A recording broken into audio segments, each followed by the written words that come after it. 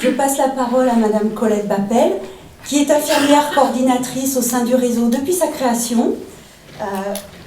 Alors Colette, peux-tu nous donner une présentation, s'il te plaît, de l'activité de soins au sein du réseau? Donc les missions du réseau, c'est d'accompagner les patients en situation palliative, mais également accompagner les libéraux qui les encadrent. C'est aussi permettre de développer les soins palliatifs à domicile et par rapport aux libéraux, de leur donner des formations notamment, et souvent sous des actions de sensibilisation et des soirées, comme ce soir. Donc voilà. Après, les patients qu'on prend en charge dans ces situations palliatives, c'est souvent tous des patients en situation palliative bien sûr, mais qui habitent dans le Puy-de-Dôme, puisque nous travaillons sur tout le Puy-de-Dôme. Par contre, nous ne prenons pas en charge les enfants, puisqu'il existe un réseau de soins palliatifs pédiatriques qui couvre toute l'Auvergne actuellement. Il y a deux conditions pour intégrer nos patients. C'est le souhait du patient et de sa famille, bien entendu, pour intégrer le réseau et de vouloir peut-être décéder à son domicile, même si cela n'est pas toujours possible, et avoir l'accord du médecin traitant, puisque nos médecins ne sont pas prescripteurs, et le médecin va rester le partenaire privilégié pour cette prise en charge. Les problèmes les plus souvent rencontrés pour qu'on appelle un réseau de soins palliatifs, c'est souvent un soutien par rapport à l'équipe libérale, mais également aux familles. C'est la gestion difficile des symptômes d'inconfort. Souvent on parle de la douleur, mais il y en a bien d'autres. C'est également les difficultés psychiques que peut rencontrer la famille également, ainsi que le patient. Des questionnements éthiques, souvent sur l'arrêt des thérapeutiques. On a de plus en plus ces questions. Les lois sont là pour ça aussi. Et l'accompagnement de l'entourage pour éviter les épuisements des familles, puisque au premier lieu, ce sont eux quand même qui sont dans les situations, qui sont là 24 heures sur 24. Nous ne sommes que de passage et les intervenants libéraux aussi. L'organisation des aides à domicile, la plupart du temps, permet d'éviter aussi cet épuisement familial. Au quotidien, comment ça se passe pour le réseau ? La plupart du temps, la secrétaire de notre réseau accueille les demandes par téléphone. Elle va effectivement faire une inscription ou alors il y aura une réorientation de ces patients qui ne relèvent parfois pas de notre situation, qui peuvent être pris en charge par d'autres structures. Certaines fois, on les réoriente sur une HAD. Parfois, c'est une hospitalisation. Ça peut être aussi un placement en EHPAD.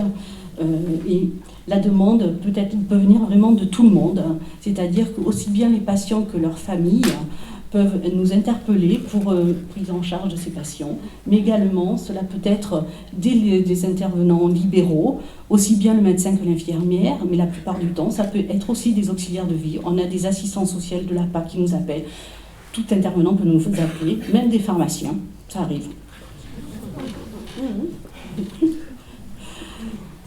Au quotidien, c'est aussi l'évaluation des patients, donc qui se passe en binôme, toujours dans notre réseau, c'est-à-dire on a fait le choix que le médecin du réseau avec l'infirmière, nous allions rencontrer les patients soit sur leur lieu de vie, c'est-à-dire leur domicile, mais également pour organiser des retours à domicile à l'hôpital.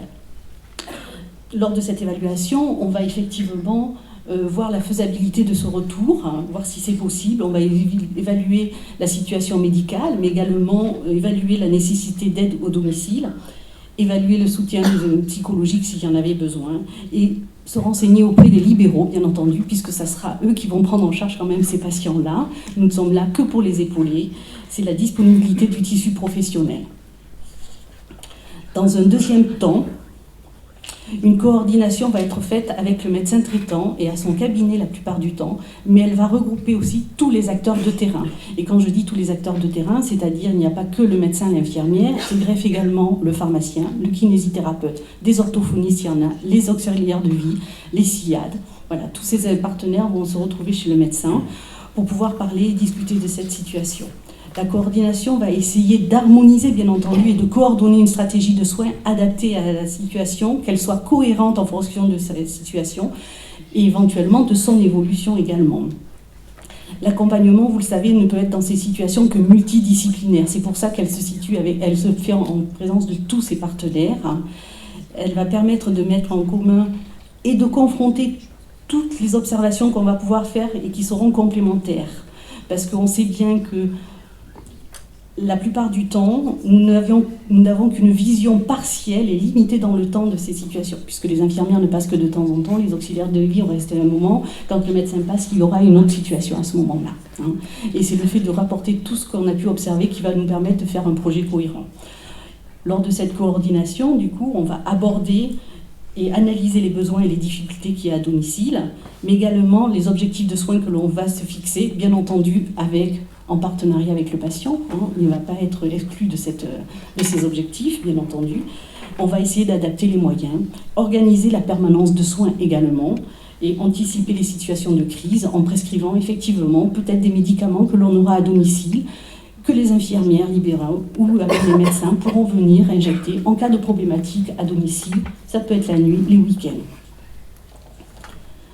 Le réseau va assurer par la suite, bien entendu, des suivis assez réguliers.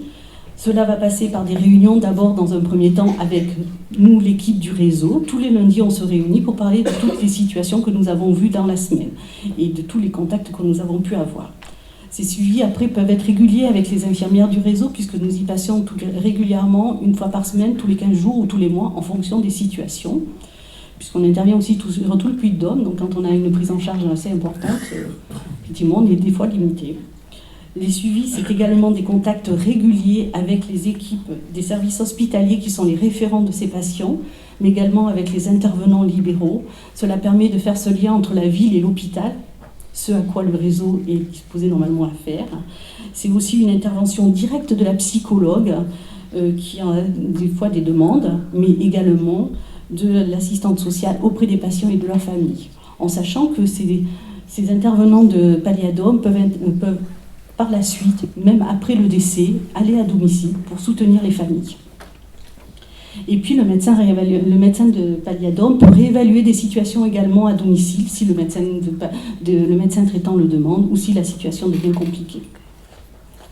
Le dernier point très important que nous avons déjà cité, mais que nous tenons vraiment à reconnaître, c'est effectivement, nous avons une permanence téléphonique 24 heures sur 24 qui est assurée par les médecins du réseau.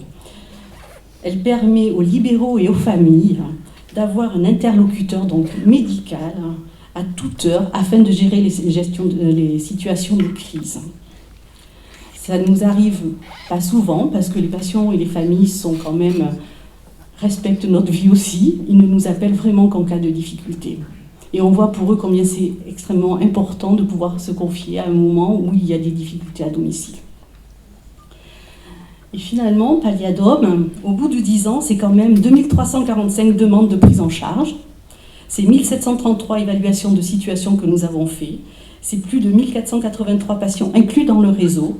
C'est également 11 477 suivis de toute l'équipe auprès de ces patients et des libéraux. C'est aussi 638 coordinations que nous avons pu faire. Palliadome, c'est aussi un partenariat avec pas mal d'établissements, et notamment avec des médecins libéraux. Nous en avons eu 414 jusqu'à présent, 309 cabinets infirmiers libéraux. Nous avons aussi travaillé avec 293 kinésithérapeutes, 261 pharmacies, pas mal. Hein, c'est pas mal. Tous les services de soins infirmiers du département. C'est aussi des structures d'auxiliaires de vie, mais aussi des orthophonistes, la MDPH, l'APA, les prestataires de services, les assistantes sociaux de secteur, mais je n'oublierai pas non plus les bénévoles qui interviennent aussi sur le domicile. Palliadome, en 10 ans, c'est aussi des liens avec toutes les structures, notamment les services du CHU, les différents centres hospitaliers et les cliniques du département, d'autres hôpitaux qui sont plus éloignés. Cela peut surprendre, mais on a des patients qui sont suivis à la PHP, éventuellement à Toulouse ou au CHU de Lyon. Nous avons aussi des liens avec l'hôpital de Hyères pour certaines situations, le Val-de-Grâce, etc., etc. Ce sont aussi des partenariats avec les centres de convalescence de la région, les autres réseaux de l'Auvergne, comme on a dit, les HAD. Palliadome, c'est aussi des formations, comme je vous l'ai dit tout à l'heure, auprès des libéraux et puis aussi auprès des structures. Nous avons effectué jusqu'à ce jour 276 formations. Et au total, c'est 2850 personnes qui ont été formées aux soins palliatifs. Mais aussi, n'oublions pas que Palliadome, ce sont des médecins, des infirmières, des assistantes sociales et des psychologues qui ont travaillé au sein du réseau Palliadome, qui se sont formés et qui aujourd'hui cette approche globale, pluridisciplinaire des soins palliatifs dans d'autres structures. D'ailleurs, je tiens à les remercier, j'en ai vu quelques-unes aujourd'hui, ça fait plaisir.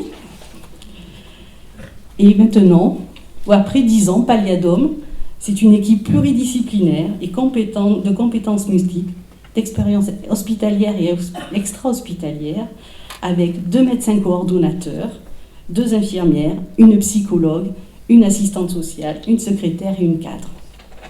Merci.